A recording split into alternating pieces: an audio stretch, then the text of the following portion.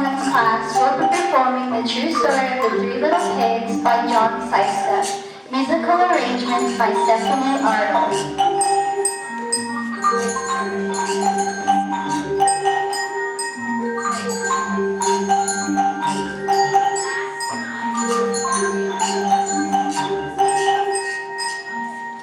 Everybody knows the story of the Three Little Pigs, or at least they think they do. But I'll let you in on a little secret.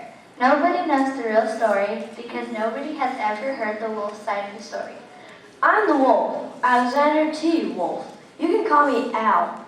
I don't know how this big bad wolf thing got started, but it's all wrong. Maybe it's because of our diet. Hey, it's not my fault wolves eat cute little animals like bunnies, sheep, and pigs.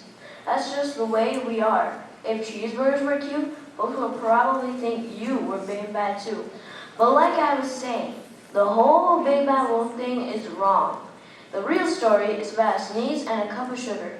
1, 2, 3, go. Not the big bad wolf of the town. I'm not a bad rabbit, he's a little town. Cup of sugar was all that I asked for.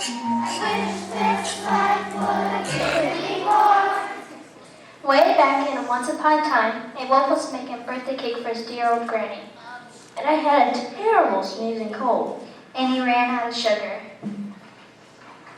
So I walked down the street to ask my neighbor for a cup of sugar. Now this neighbor was a pig. And he wasn't too bright either. He had built his whole house of straw. Can you believe it? I mean, who in his right mind would build a house out of straw?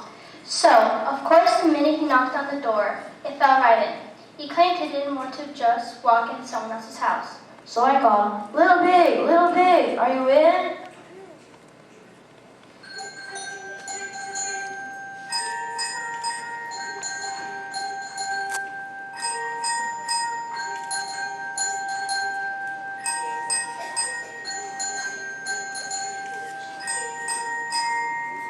No answer.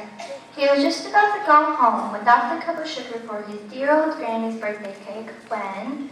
My nose started to itch. I felt a sneeze coming in. Well, I huffed, I snuffed, I sneezed a great sneeze. The whole straw house fell down. And right in the middle of the pile of straw was the first pig dead as a doornail. He had been home the whole time.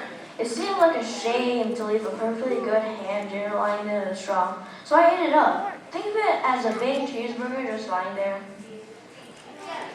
I'm not the big bad wolf of the town. I'm not a bad rabbit, he's a little town. A cup of sugar was all that I asked for. I wish this life would have given me more. He was feeling a little better, but still didn't have his cup of sugar. So he went to the next neighbor's house. This neighbor was the first little pig's brother. He was a little smarter, but not much. He built his house out of sticks. I rang the bell on the stick house. Nobody answered. So I yelled, Mr. Pig, are you in? Go away, wolf. You can't come in. I'm shaving the hairs on my chinny chin.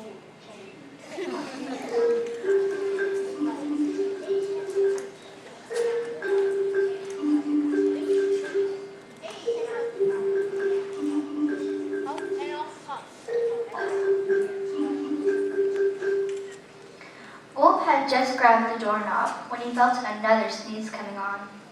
I huffed and I snuffed and I tried to cover my mouth, but I sneezed a great sneeze. You're not going to believe it, but this guy's house fell down just like his brother's.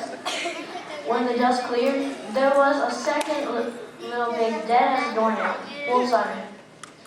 Now, you wouldn't spoil if you just leave it out in the open. So I did the only thing there was to do. He had dinner again.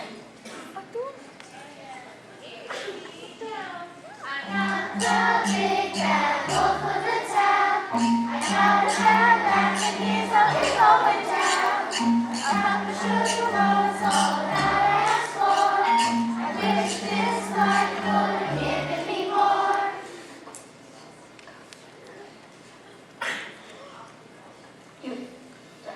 Okay, he was getting awfully full, but his cold was feeling a little better. And I still didn't have that cup of sugar for my dear old granny's birthday cake. So I went to the next house. This guy was the first and second little pig's brother. He must have been the brains of the family. He had built his house of bricks. I knocked on the brick house. No answer. So I called, Mr. Big, Mr. Big, are you in? And do you know what that rude little porker answered? Get out of here, Wolf. Don't bother me again.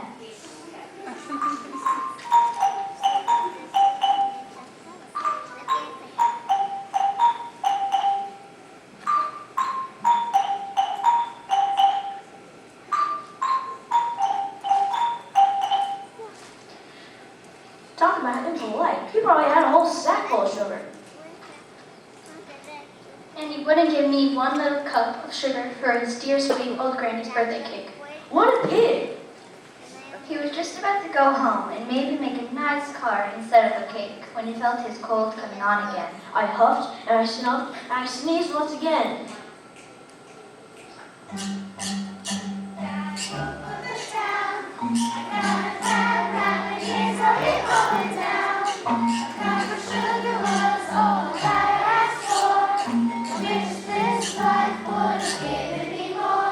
Then the third little pig yelled, and your old granny could sit on a pig. Now I'm usually a pretty calm fellow, but when somebody talks about my granny like that, I go a little crazy.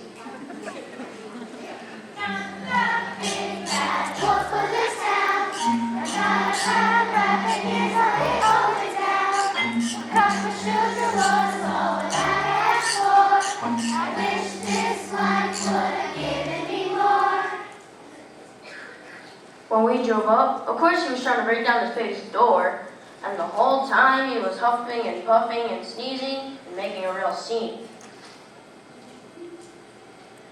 The rest, as they say, is history. Reports found out about the two pigs I ate for dinner. They feared a sick guy going to borrow a cup of sugar didn't sound very exciting, so they jazzed up the story with all that huff and puff and blow your house down.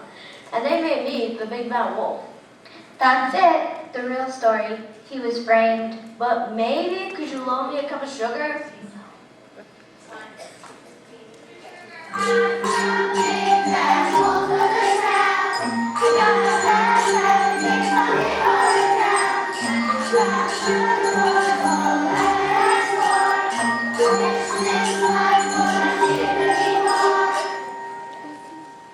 The end.